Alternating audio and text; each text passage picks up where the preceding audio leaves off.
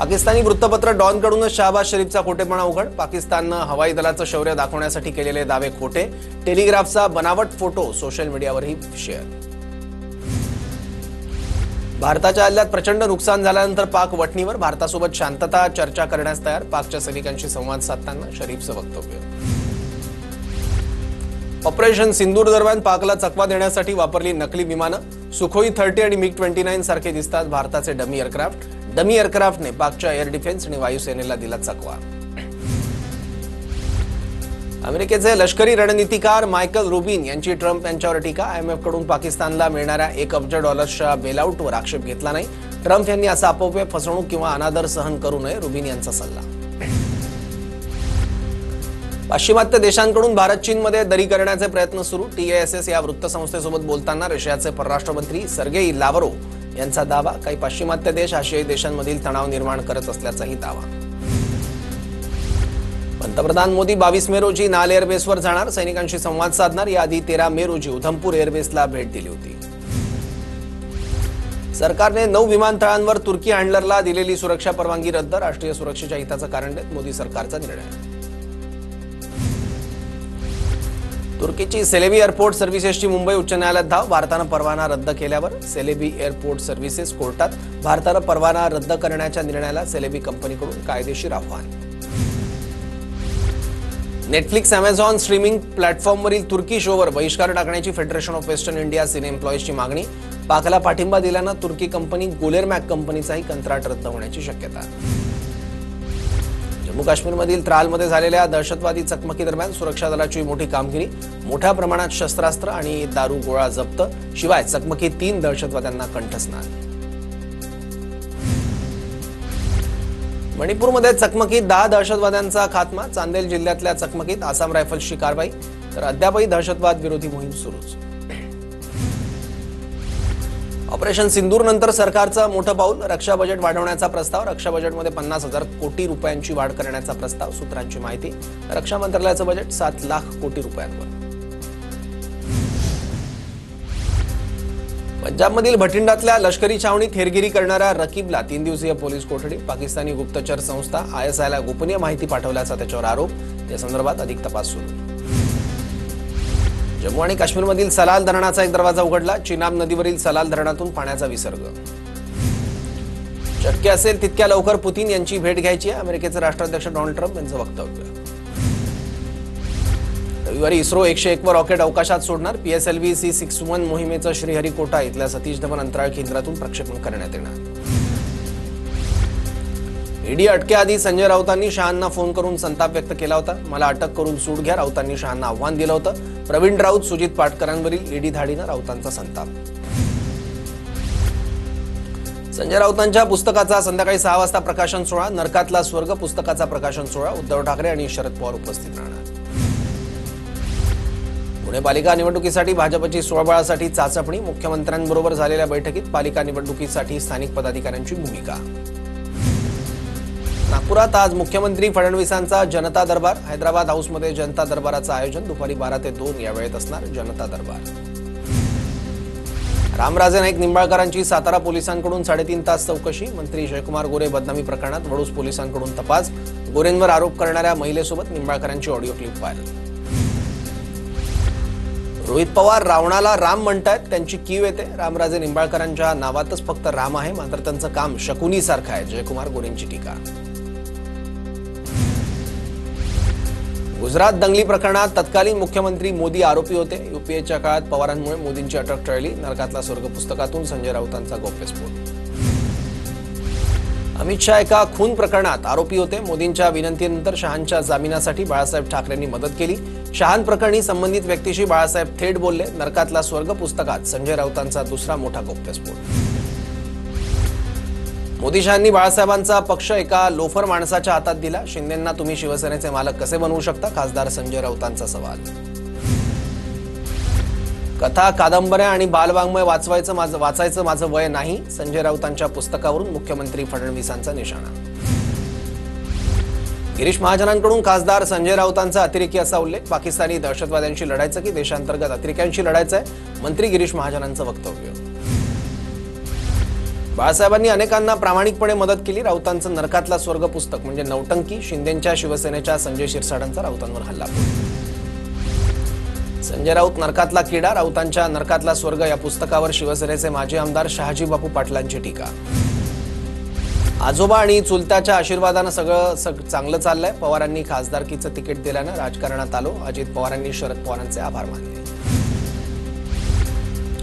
India आघाडी तुटत चालली आहे. युती अजूनही पूर्णपणे एक नाही. इंडिया आघाडी टिकली तर आनंदी राहू. काँग्रेसचे नेते पी चिदंबरम यांचं मोठं विधान.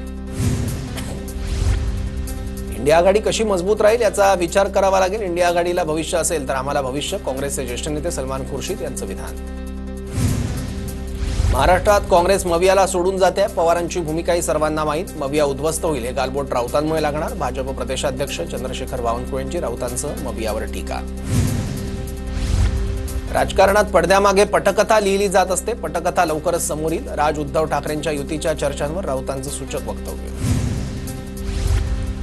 आरक्षणासाठी आत्महत्या झाल्या. खरं काय खोटं काय माहिती नाही. आगीत एकाला ढकललं, तो ओबीसी होता. ओबीसीवाला कशाला आगीत जाईल. भुजबळांचं अप्रत्यक्षपणे मराठा आंदोलकांच्या आंदोलनावरून वक्तव्य. नाशकात गोपीचंद पडळकरांच्या कार्यक्रमात अल्पवयीन मुलानं लॉरेन्स बिश्नोईचे पोस्टर झळकवले. बिश्नोईचे पोस्टर दाखवणाऱ्यावर कठोर कारवाई झालीच पाहिजे. मुख्यमंत्री फडणवीसांची प्रतिक्रिया. एनडीएचं सरकार असणाऱ्या राज्यांची 24 तारखेला दिल्लीत बैठक. मुख्यमंत्री आणि आम्ही दोन्ही उपमुख्यमंत्री उपस्थित राहणार. अजित पवारांची माहिती. नारायण राणेंनी खासदारकीचा राजीनामा दिला पाहिजे. माजी आमदार वैभव नाईकांची मागणी. सुप्रीम कोर्टानं नारायण राणेंनी दिलेल्या धमक्यांनंतर नाईकांची मागणी.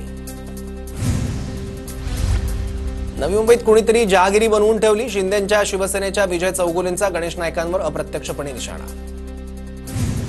शिंदेंच्या शिवसेनेत सरपंच उपसरपंचांसह सदस्यांचा पक्षप्रवेश. पुण्याच्या हवेलीतील सरपंच आणि सदस्य मिळून 50 जणांचा पक्षप्रवेश. एकनाथ शिंदेंच्या उपस्थितीत पक्षप्रवेश. गणेश नाईक आणि माझ्यात वैयक्तिक वाद नाही. गणेश नाईक आणि माझा वाद फक्त कार्यकर्त्यांमुळे. आमदार मंदा म्हात्रेंचं वक्तव्य. ओटीएस अंतर्गत शेतकऱ्यांनी कर्जफेड करूनही ज्या बँकांनी पीक कर्ज दिलं नाही त्या बँकांविरुद्ध कायदेशीर कारवाई करण्याचे चंद्रशेखर बावनकुळेंचे निर्देश. हाँगकाँग, थायलंड आणि सिंगापूरमध्ये कोरोना रुग्णांमध्ये वाढ. सिंगापूरमध्ये 28% रुग्णांची वाढ. सिंगापुरात 14,200 रुग्ण. पुढील वर्षी होणाऱ्या यूपीएससी परीक्षांचं वेळापत्रक जाहीर. पूर्व परीक्षा 24 मे रोजी तर मुख्य परीक्षा 21 ऑगस्ट 2026 ला होणार. 2025च्या अखेरपर्यंत जगात 20 कोटीहून अधिक इलेक्ट्रिक वाहनं रस्त्यावर धावतील. आंतरराष्ट्रीय ऊर्जा संस्थेने आपल्या अहवालात वर्तवला अंदाज. देशाच्या वस्तू निर्यातीत कृषी, औषधी, इलेक्ट्रॉनिक आणि अभियांत्रिकी वस्तूंची एकूण हिस्सेदारी 50%हून अधिक. भारताच्या 437.42 अब्ज डॉलर्सच्या निर्यातीत अभियांत्रिकी वस्तूंची हिस्सेदारी सर्वाधिक 26.67%. गेल्या वर्षाच्या तुलनेत देशात यंदा साखर उत्पादनात 18% घट. कोयनेचं पाणी मुंबईकडे वळवण्यासाठी पाटबंधारे विभागाकडून चाचपणी. 67 टीएमसी पाणी मुंबईकडे वळवण्याचा प्रस्ताव. दिल्लीतील संस्थेकडून मृदा परीक्षण आणि भूगर्भ चाचणी. मुंबईत रेल्वे प्रशासनाकडून नाले सफाईला गती. मध्य रेल्वेची 75% तर पश्चिम रेल्वेची 80% सफाई पूर्ण. मध्य हार्बर आणि पश्चिम रेल्वे मार्गावर उद्या मेगा ब्लॉक. अभियांत्रिकी आणि देखभालीची कामं करण्यासाठी उद्या ब्लॉक घेण्यात येणार. जागतिक उच्च रक्तदाब दिनानिमित्त मुंबईत जागर. महापालिकेकडून मीठ आणि साखर जनजागृती अभियान हाती. 1 लाख मुंबईकर उच्च रक्तदाबावर उपचार घेत आहेत. पुण्यातील बालभारती ते पौडफाटा रस्त्याच्या कामाला स्थगिती. सर्वोच्च न्यायालयाच्या उच्चस्तरीय समितीचे मुख्य सचिवांना पत्र. सुप्रीम कोर्टात दाखल याचिकेवर निर्णय होत नाही तोवर कामाला स्थगिती. राज्यातील शिक्षण संस्थांच्या समस्या सोडवण्यासाठी कृती दलाची स्थापना होणार. मंत्री चंद्रकांत पाटलांकडून अधिकाऱ्यांना अहवाल सादर करण्याचे निर्देश. पावसाळ्यापूर्वी पुणे महापालिकेकडून शहरातील नाले, पावसाळी लाईन, चेंबर दुरुस्ती आणि साफसफाईची कामं. पुण्यात नाले सफाईची 85% कामं पूर्ण. महापालिका प्रशासनाचा दावा. पुण्यात मुसळधार पावसानंतर कुठेही पाणी शिरता कामा नये. केंद्रीय राज्यमंत्री मुरलीधर मोहोळ यांच्या पुणे पालिका अधिकाऱ्यांना सूचना. राज्यात पुढील आठवडाभर पावसाचा येलो अलर्ट. 21 आणि 22 मे रोजी कोकण, गोवा, मध्य महाराष्ट्रातील अनेक जिल्ह्यात सोसाट्याच्या वाऱ्यासह मुसळधार पाऊस. लवकरच मान्सूनचं आगमन होणार. मुंबईत आज हलक्या ते मध्यम स्वरूपाच्या पावसाची शक्यता. तर पुढील 2 ते 3 दिवस मुंबईत संपूर्ण दिवसभर ढगाळ वातावरण राहील. हवामान विभागाचा अंदाज. रायगड रत्नागिरी जिल्ह्याला हवामान विभागाकडून 4 दिवसांसाठी येलो अलर्ट. जिल्ह्यात काही ठिकाणी हलका ते मध्यम स्वरूपात पाऊस पडण्याचा अंदाज. नाशिकच्या निफाडमधील भरवस फाटा, गोळेगाव आणि गोंदेगावात मुसळधार पाऊस. पावसाचं पाणी शेतात साचल्यानं शेताला तळ्यांचं स्वरूप. तर पिंपळगाव बसवंत परिसरात मुसळधार पावसामुळे द्राक्ष बागेत पाणीच पाणी. जळगावात मुसळधार पाऊस, केळी मक्यासह इतर पिकांचं नुकसान, तर उकाड्यापासून नागरिकांना दिलासा. जळगावच्या अमळनेरमध्ये यात्रेनिमित्त थाटलेल्या दुकानात पावसाचं पाणी शिरलं. वादळी वाऱ्यामुळे काही दुकानांवरील छत उडाले. दुकानदारांचं मोठं नुकसान.